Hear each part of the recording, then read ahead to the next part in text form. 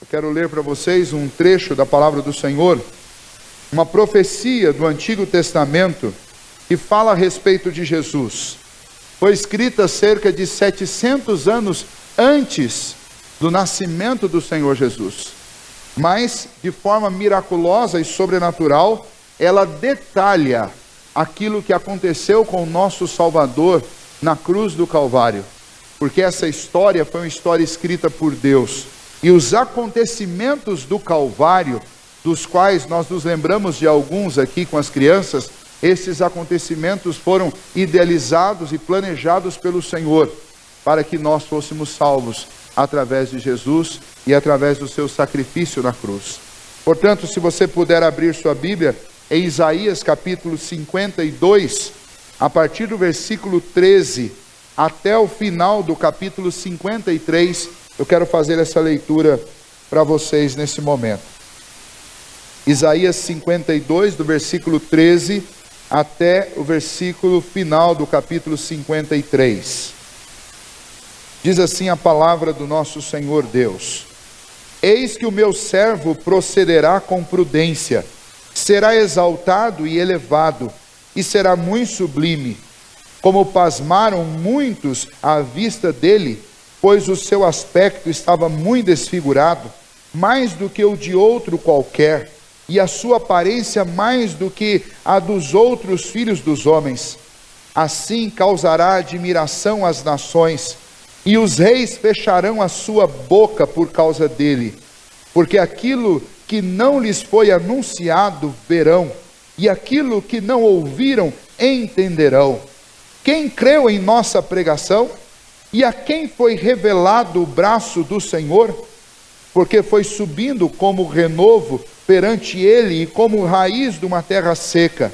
Não tinha aparência nem formosura. Olhámo-lo, mas nenhuma beleza havia que nos agradasse.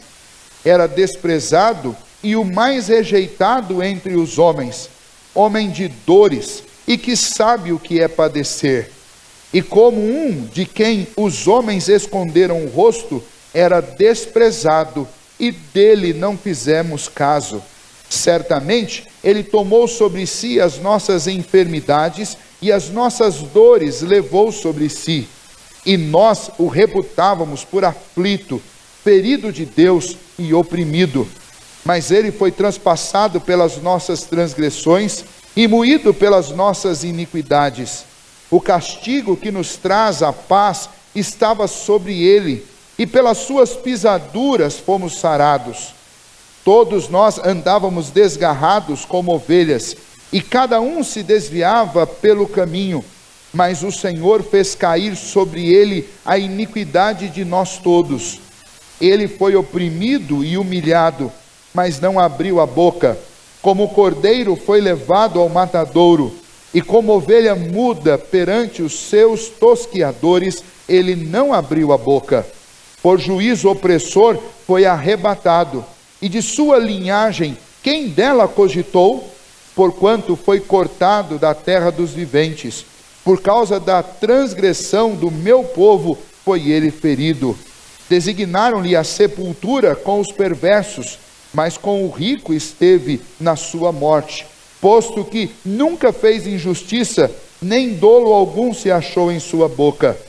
Todavia, ao Senhor agradou moê-lo, fazendo-o enfermar. Quando der ele a sua alma como oferta pelo pecado, verá a sua posteridade e prolongará os seus dias, e a vontade do Senhor prosperará nas suas mãos. Ele verá o fruto do penoso trabalho de sua alma e ficará satisfeito. O meu servo, o justo, com o seu conhecimento, justificará muitos, porque as iniquidades deles levará sobre si. Por isso, eu lhe darei muitos como a sua parte, e com os poderosos repartirá ele o despojo, porquanto derramou a sua alma na morte, foi contado com os transgressores, contudo, levou sobre si o pecado de muitos, e pelos transgressores intercedeu. Este é um relato feito 700 anos antes da vida do Senhor Jesus ser entregue naquela cruz. quem escreveu isso foi o profeta Isaías. Quando Isaías escreveu este texto, Isaías ainda estava no auge da sua vida, vivendo em Judá, um dos reinos da Palestina, o reino de Israel, que é o reino do povo de Deus do Antigo Testamento, estava dividido no lado sul e o lado norte. E estes dois lados, por volta de 100 anos depois de Isaías ter profetizado estas coisas, estes dois lados daquela terra, daquela nação, foram escravizados pelos babilônios. E quando Isaías pregou esta mensagem, falando a respeito da condição precária da moral e da espiritualidade daquela nação, ninguém ouviu a sua pregação. Quando Isaías falou sobre o que o Senhor estava prestes a fazer com a nação para discipliná-la, ninguém deu ouvidos à sua pregação. Anos mais tarde, este povo foi escravizado, e lá na sua escravidão, eles leram esta mensagem e eles creram nesta mensagem, porque esta mensagem anunciava que Deus salvaria aquele povo através de um Messias que para eles já tinha sido prometido, e que eles já liam desde os escritos de Moisés, nos primeiros 5 livros da Bíblia, já é anunciado que da semente da mulher nasceria um que esmagaria a cabeça da serpente, que colocaria fim nessa nossa condição de culpados diante de Deus, que nos resgataria, que pagaria a nossa dívida, porque todos nós somos pecadores diante do Senhor, todos nós erramos diante dos homens, mas principalmente diante de Deus. E então, quando eles leram esta profecia, 100 anos depois, Isaías já estava morto, eles creram nesta promessa. O Senhor os trouxe de novo para a sua terra, e eles continuaram a crer e a esperar um Messias, um Salvador. Mas por incrível que pareça, quando o Salvador veio, 700 anos depois, eles não o receberam. O povo que tanto esperava um Messias e um Salvador, não o receberam. Ele veio para os seus, como nós acabamos de ler, e os seus não receberam. Não reconheceram nele a divindade, não admitiram que ele estava falando a verdade quando dizia ser o Filho de Deus, e não apenas isso, mas eles desfrutaram daquilo que ele pôde lhes oferecer quando ele fazia milagres, mas nos seus últimos dias, nestes últimos 6 dias da sua vida terrena, na semana da paixão, eles foram capazes de entregá-lo. Receberam no domingo, como nós acabamos de ver aqui, com ramos nas mãos, com palmas nas mãos. Quando ele entrou em Jerusalém, ele entrou como um rei, que entrou para salvar uma cidade. Mas estas mesmas pessoas, no final daquela semana, elas gritaram: crucificam, crucificam. E então o Senhor Jesus foi crucificado, levou sobre si as nossas transgressões, os nossos pecados, aquilo que pesava contra nós diante de Deus, o castigo, a sentença, por causa dos crimes que cometemos com os nossos pecados, todos eles foram lançados sobre Cristo Jesus. E ele agonizou naquela cruz por causa destes nossos pecados. Mas isso não era uma história nova, porque Isaías já tinha pregado e já tinha anunciado sobre isso. Mas no início do capítulo 53, ele diz: quem creu nesta pregação? Quem deu ouvidos a isso que estava sendo anunciado? Naquela época as pessoas não observaram e não atentaram para o que estava acontecendo. E ainda hoje as pessoas não observam e não atentam para o que Cristo fez. Nós vivemos numa sociedade caída, numa sociedade em que as denúncias contra os nossos líderes, elas deflagram o quanto nós estamos na nossa vida espiritual, nos nossos relacionamentos, nas nossas relações comerciais, o quanto nós estamos apodrecidos. A nossa sociedade é uma sociedade que está podre, é uma sociedade que está em decomposição, é uma sociedade onde as pessoas não valorizam absolutamente mais nada, não valorizam a si mesmas, não valorizam umas às outras, não valorizam mais a fé, não valorizam mais a esperança, aliás, nem tem esperança. Foi para resgatar gente como nós, uma sociedade pecadora e destroçada como a nossa, que Jesus Cristo veio. E então, quando nós lemos essa história da crucificação de Jesus, da morte dele na cruz e da sua ressurreição, quando nós olhamos para essa história, nós vemos um retrato estampado, desenhado pelo próprio Senhor, da maior história de amor jamais contada sobre este mundo caído. É a história de um Deus que, por amar tanto o seu povo, Ele foi capaz de entregar o seu próprio Filho, para que Ele pudesse resgatar-nos de uma condição que nós mesmos nos colocamos. Bom, a cruz e os eventos da crucificação por si só, são uma declaração do amor de Deus. Porque é a entrega de um inocente por pessoas que são culpadas. É a entrega do próprio Deus no lugar das suas criaturas, porque as criaturas erraram. Não porque Deus tem errado, mas porque os homens erraram.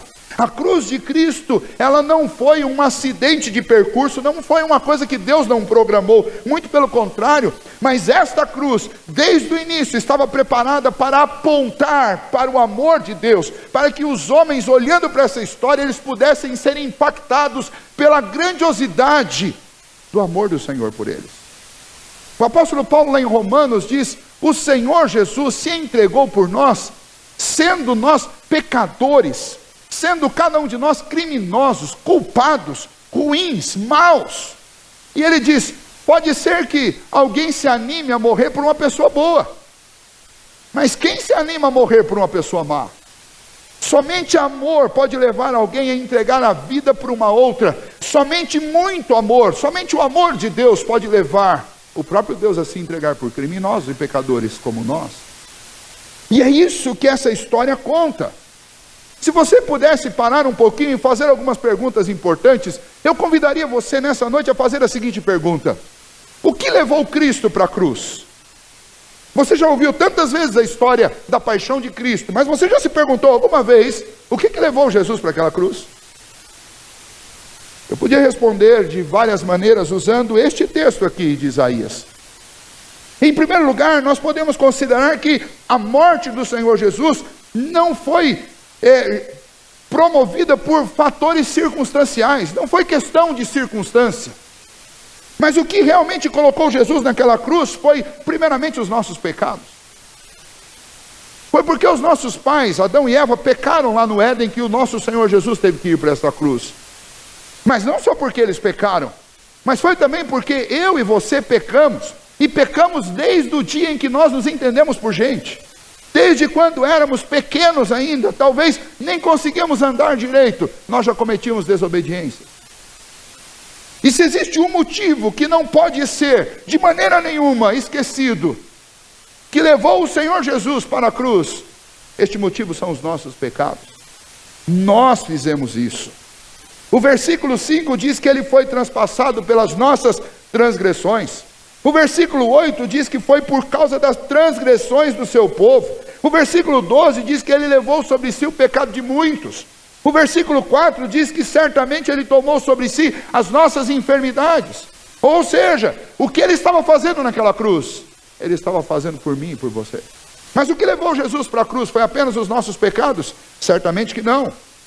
O que levou Jesus Cristo para aquela cruz foi o Pai, o nosso Deus e Pai, Pai do nosso Senhor Jesus Cristo, porque o Senhor escreveu essa história. Quando nós lemos Atos capítulo 4, a igreja em oração admite que tudo aquilo que foi feito com Jesus, foi feito segundo o Senhor havia previamente determinado. Foi por determinação divina, ou seja, Deus escreveu essa história. E ele escreveu essa história para demonstrar, através do seu Filho, o seu grande amor. Um amor que de outra maneira nós não entenderíamos a extensão. Imagine você que hipoteticamente um homem nunca tivesse cometido nenhum pecado, e ouvisse constantemente do seu Criador: eu amo vocês. E esse homem poderia em algum momento duvidar: mas que tamanho é esse amor?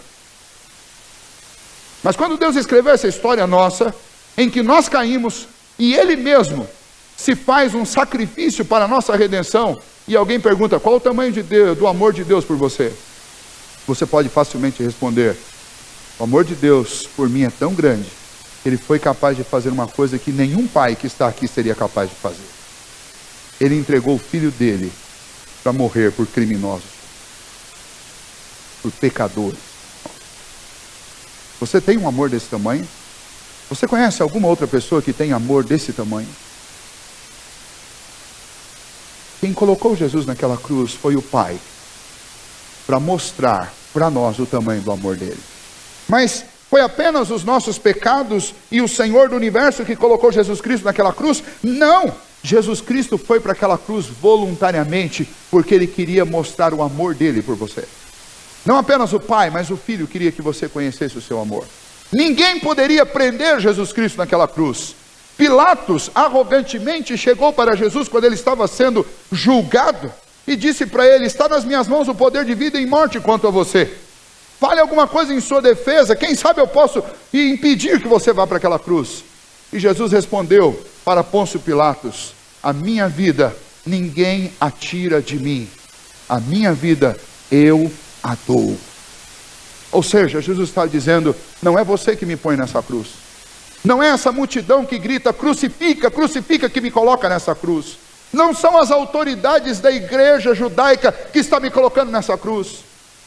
Quem está me colocando nessa cruz sou eu mesmo, porque a minha vida ninguém a tira de mim, eu a dou.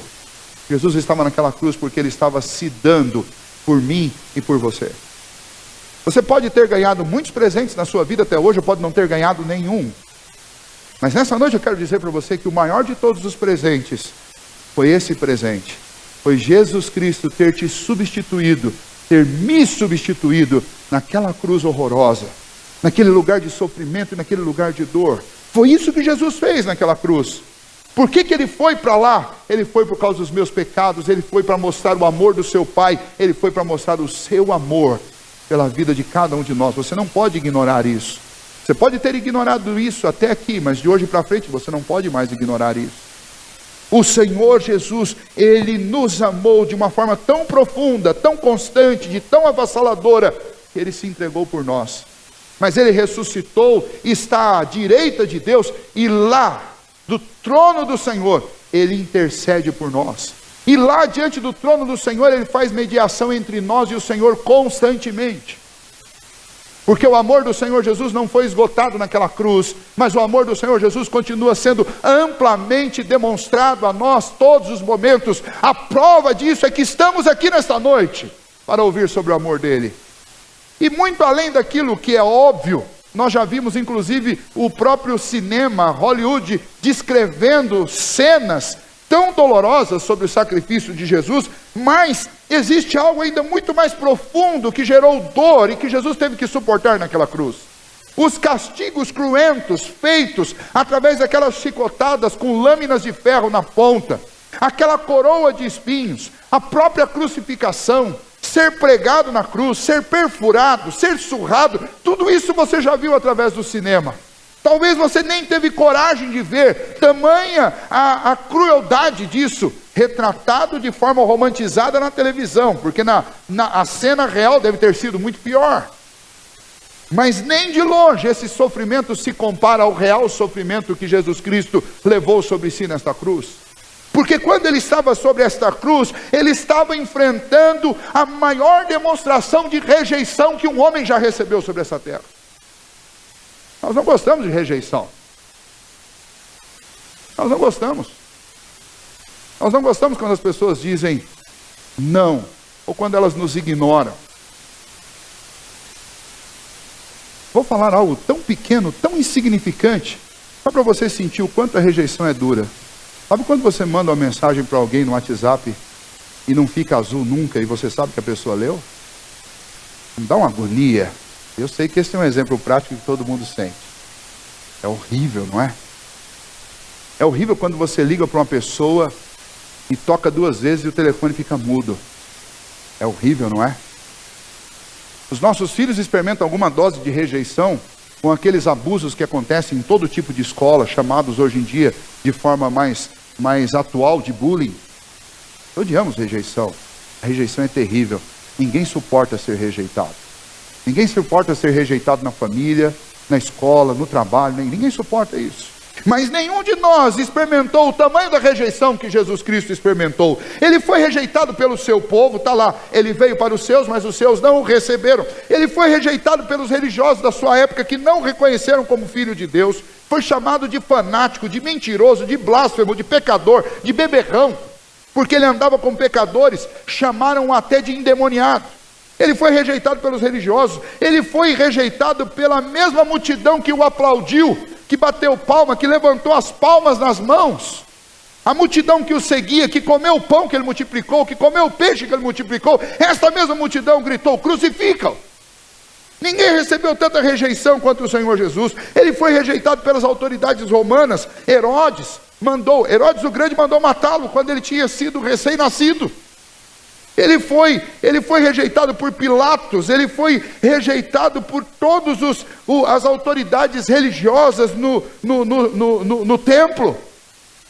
Ele foi rejeitado também pelas autoridades judaicas, ele foi rejeitado pelos apóstolos. Judas o traiu, Pedro o negou e os outros fugiram. Jesus Cristo foi rejeitado e continua sendo rejeitado até hoje. Eu pergunto a você, agora há pouco eu perguntei se você conhece alguém que tem maior amor do que este amor de Jesus. Alguém que é capaz de fazer o que Jesus fez. Você conhece outra pessoa que fez isso? Você não conhece, mas eu pergunto a você, você ama Jesus? Se a sua resposta for não, significa que Jesus também foi rejeitado por você. Jesus também continua sendo rejeitado por nós. Ninguém demonstrou tanto amor pela humanidade, e ninguém foi tão rejeitado, e ninguém continua sendo tão rejeitado quanto o Senhor Jesus.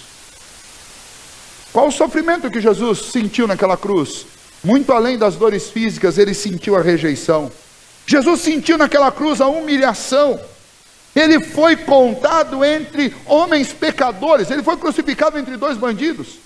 A cruz era um sacrifício, uma condenação mortal oferecida ao pior tipo de criminoso. Para vocês terem uma ideia, um cidadão romano não podia ser crucificado, porque era humilhante demais ser sentenciado à morte de cruz. Podia ser sentenciado a uma decapitação, mas não à morte de cruz, porque a morte de cruz era algo muito humilhante, até para alguém que estava sentenciado à morte. O texto de Isaías diz que viraram o rosto para não olhar para ele. Ele foi humilhado pelo sinédrio, ele foi humilhado pelos soldados que tiraram sorte sobre suas vestes, riram, coroaram com uma coroa de espinhos, e disse: você não é o rei dos judeus? Ele foi humilhado por aquela multidão. Ele foi humilhado quando ele precisou de água. Ao invés de água, lhe deram vinagre para beber. O que mais que Jesus sofreu naquela cruz? Sem dúvida nenhuma, a maior tortura que Jesus sofreu naquela cruz não veio dos homens, mas a maior de todas as torturas que Jesus sentiu naquela cruz veio do próprio Deus. Porque Jesus clamou naquela cruz: Deus meu, por que me desamparaste? Sabe por que Deus desamparou o seu próprio filho na cruz? Porque por alguns instantes sobre aquela cruz, Deus lançou sobre Cristo Jesus todos os nossos pecados. Você poderia fechar os olhos agora e pensar em todas as coisas vergonhosas que você já fez. Nós poderíamos fazer isso agora. Pense como seria os nossos filhos, ou a nossa esposa, ou no caso das mulheres, o seu esposo. Pense como seria os seus pais, podendo enxergar todos os seus erros, sem nenhum tipo de disfarce. Imagine se as pessoas pudessem ver como nós realmente somos por dentro. Todas as nossas vergonhas, todas as nossas mentiras, todos os nossos erros. Imagine se eles fossem escancarados num único momento. Agora, multiplica isso por toda a humanidade, por todo o tempo. Cristo levou sobre si, não de todo o indivíduo da humanidade, mas pelo menos de todos aqueles que o Senhor escolheu. Todos os pecados foram lançados de uma única vez sobre Jesus Cristo. O Pai não deixou de amar o seu Filho, mas naquele instante o seu Filho estava nos substituindo, e o Pai não suporta o pecado. E Cristo se fez pecado. Ele nunca cometeu pecado, mas os nossos pecados foram postos sobre ele. E ele se fez pecador em nosso lugar, não por cometer pecado, mas por carregar sobre os seus ombros todos os seus erros, os que você já cometeu e os que você ainda vai cometer, todos eles de uma única vez. Isso foi sofrimento. Imagine a alma santa e pura de Cristo Jesus ter que receber todo este lixo, toda esta podridão de uma única vez sobre seus ombros. Isso foi sofrimento.